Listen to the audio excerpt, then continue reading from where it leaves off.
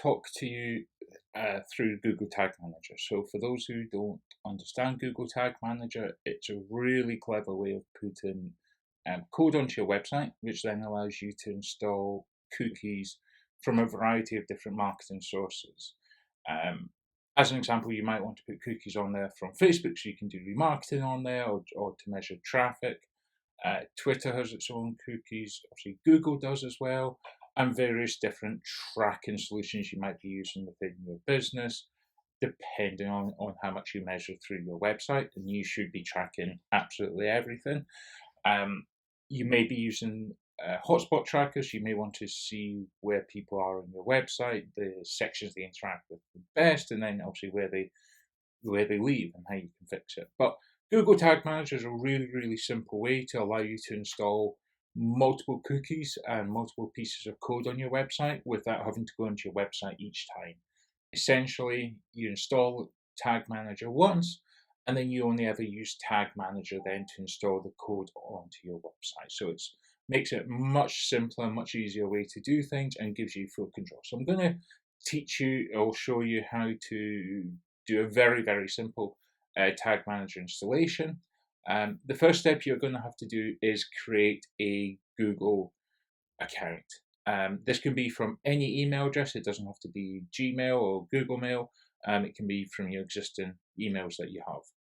Very simple account.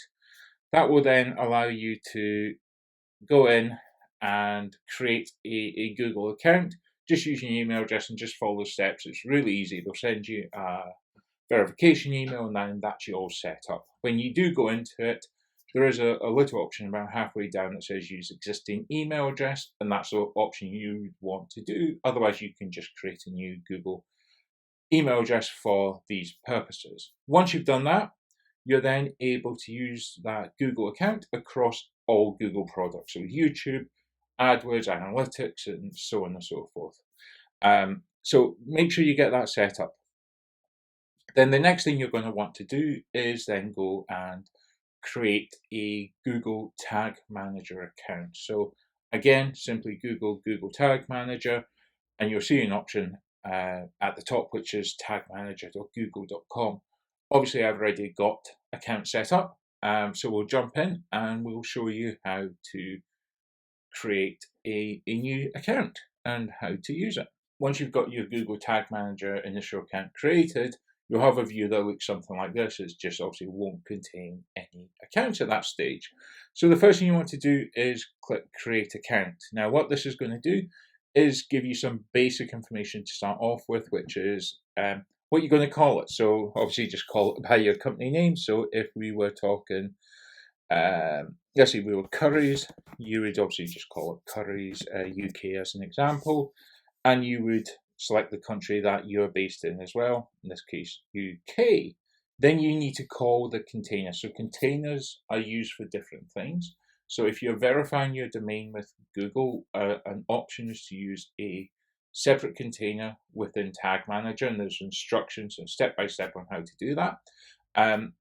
We're just going to use this one just to create tags. So we're going to call it Currys GTM, which will allow us to go in and do it. Then you've got a few different options to pick, web, iOS, Android, and AMP.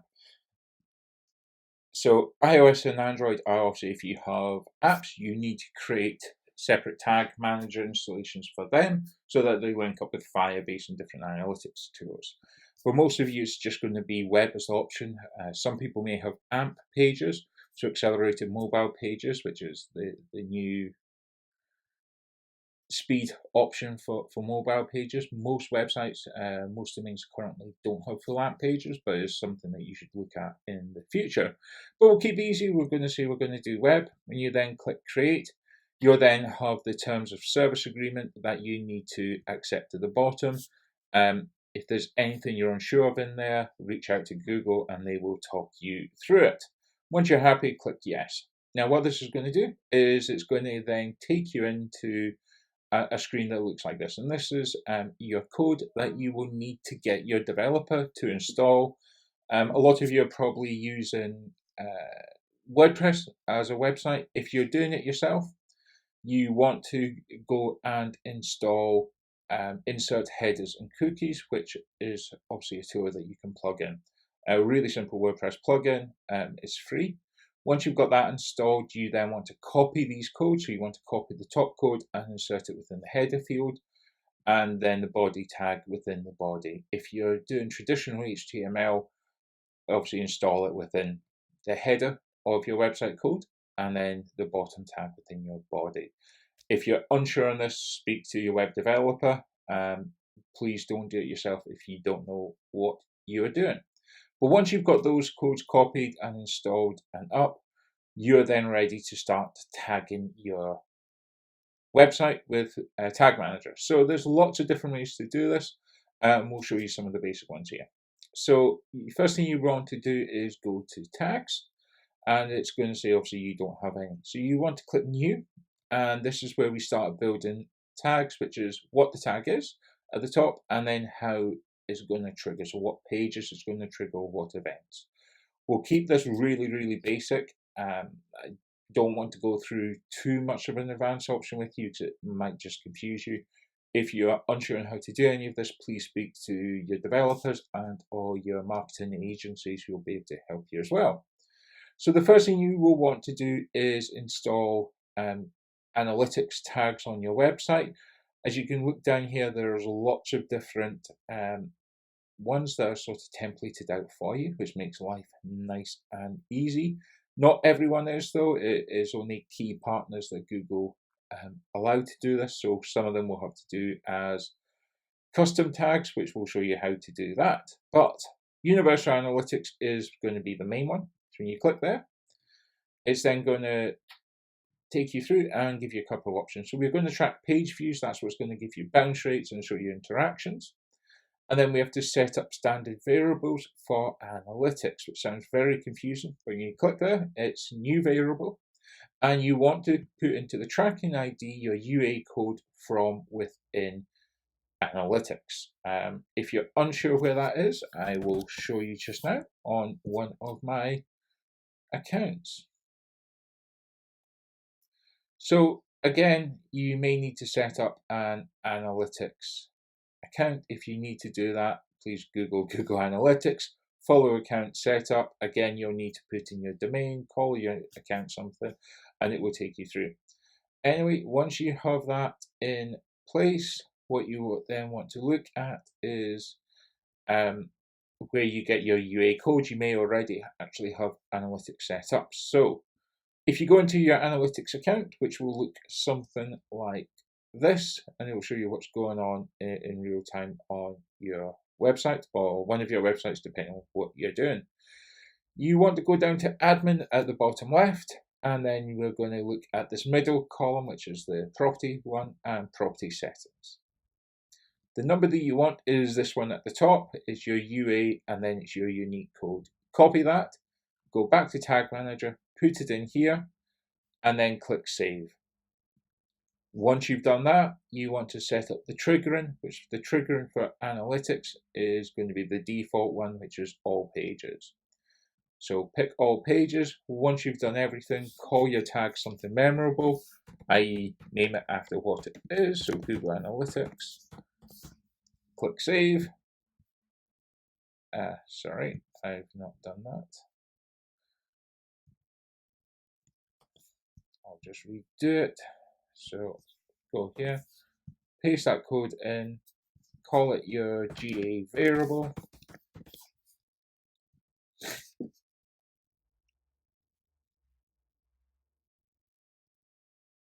Once you've got your GA variable in, like that, you can then obviously save your tag.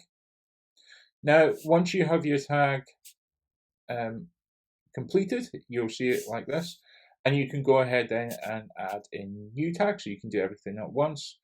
And then once you've got everything done, you want to submit and then click publish, and that's going to push all your tags up and you will be able to have a look at them.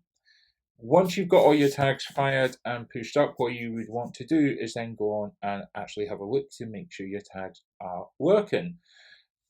There's a really, really easy way to do this. You're going to use Google Chrome. And when you go to Google Chrome, what you want to do here is install an extension. Right?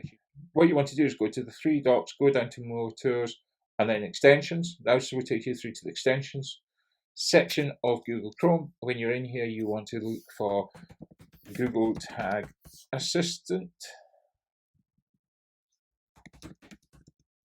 Sorry, just Tag Assistant, and it will bring up. So when you're in here, in extensions, you want to go in and search for Tag Assistant, and it will bring up this one. I've already got it installed. You want to click the option to install, and it's going to put it into your extensions up here on Chrome.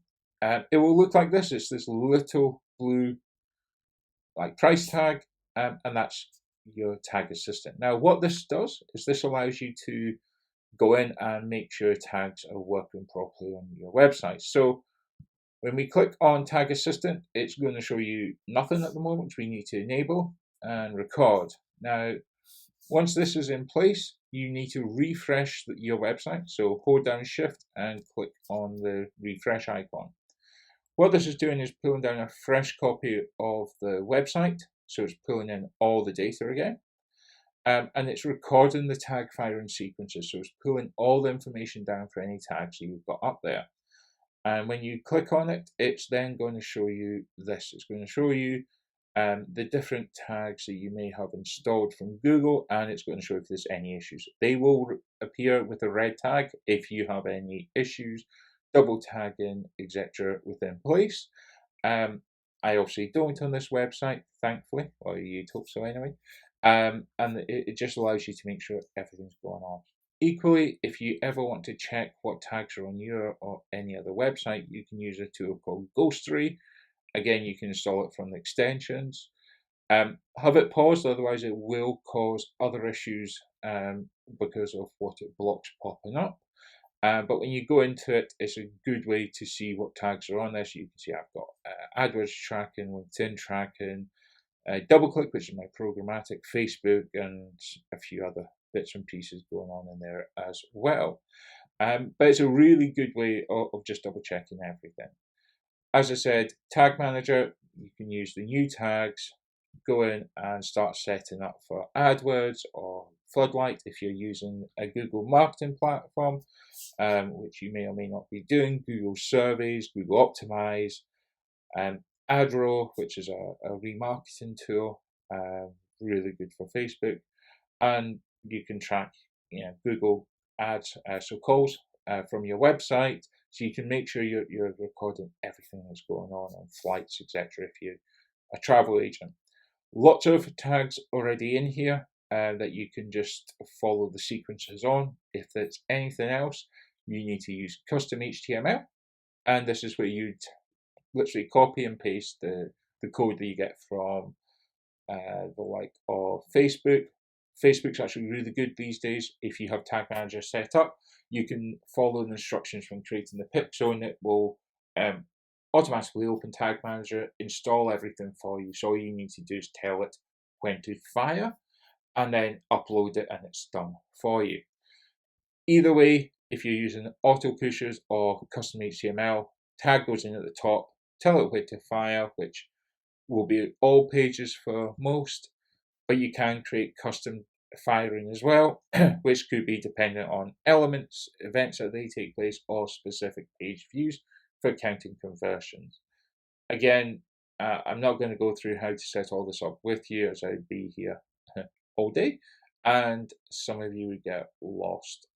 Please speak to your web developers if you're unsure on how to do any of this, and or your ad agencies if they are the ones that are looking after things for you. So thanks for listening today. Thanks for watching, depending on how you're doing. Remember to subscribe to our digital marketing podcast, available on Podbean and through my website, which is mtech.digital. So address is at the bottom of this video. There are lots more videos coming, so please stay tuned, where we're going to take you through basic account setups for AdWords, what is programmatic, and lots of other hopefully enjoyable subjects for you. With that in mind, please feel free to reach out. We are a full service digital marketing agency. We specialize in paid ads. So that means search ads on Google, Bing, etc., Facebook ads, Twitter, YouTube, and we're a Google Marketing Platform partner, so we do lots of cool programmatic advertising, which has lots of cool tracking and data that we can use. Anyway, feel free to reach out. We work with lots of different companies in lots of different ways. We're always happy to have a chat with people and see if there's something we can do together. Thanks for tuning in, and we'll speak to you next time.